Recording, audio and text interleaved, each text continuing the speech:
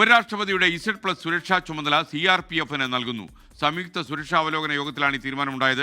September 9 ഉപരാഷ്ട്രപതി തെരഞ്ഞെടുപ്പ് നടക്കുന്ന പശ്ചാത്തലത്തിലാണ് ഒരു ഉന്നതതല സുരക്ഷാ അവലോകന യോഗം കഴിഞ്ഞ ദിവസം ചേർന്നത്.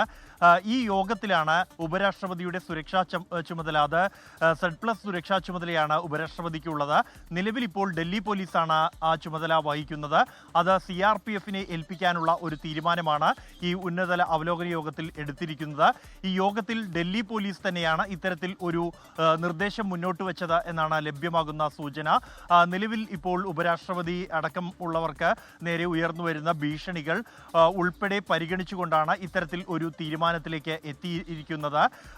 ഈ Z+ സുരക്ഷയിൽ 50ഓളം സുരക്ഷാ ഉദ്യോഗസ്ഥർ, അത് 3 അസിസ്റ്റന്റ് കമ്മീഷണർമാരുടെ നേതൃത്വത്തിലുള്ള 50 അംഗ സംഘമായിരിക്കും 3 ഷിഫ്റ്റുകളിലായി ചുമതല നിർവഹിക്കുക.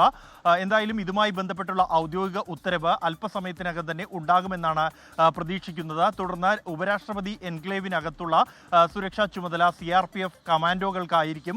അതേസമയം മറ്റ് ചുമതലകൾ, ഈ കവാടത്തിലേക്കുള്ള പ്രവേശനം, വാഹന പരിശോധന അടക്കമുള്ള ചുമതലകൾ ഡൽഹി പോലീസ് തന്നെ തുടർന്നും നിർവഹിക്കാനാണ് തീരുമാനം ആയിരിക്കുന്നത്. നിലവിൽ Z+ സുരക്ഷ രാജ്യത്ത് തന്നെ നൽകുന്നതിൽ അതീവ സുരക്ഷാ വിഭാഗത്തിലാണ് Z+ ഉൾപ്പെട്ടിരിക്കുന്നത്. പ്രധാനമന്ത്രി അടക്കമുള്ളവർക്ക് നൽകുന്ന സുരക്ഷയാണ്. ഉപരാഷ്ട്രപതിയുടെ സുരക്ഷയും കേന്ദ്ര സേനയെ തന്നെ ഏൽപ്പിക്കാനുള്ള ഒരു തീരുമാനമാണ് ഈ ഉന്നതതല സുരക്ഷാ അവലോകന യോഗത്തിൽ എടുത്തിരിക്കുന്നത്.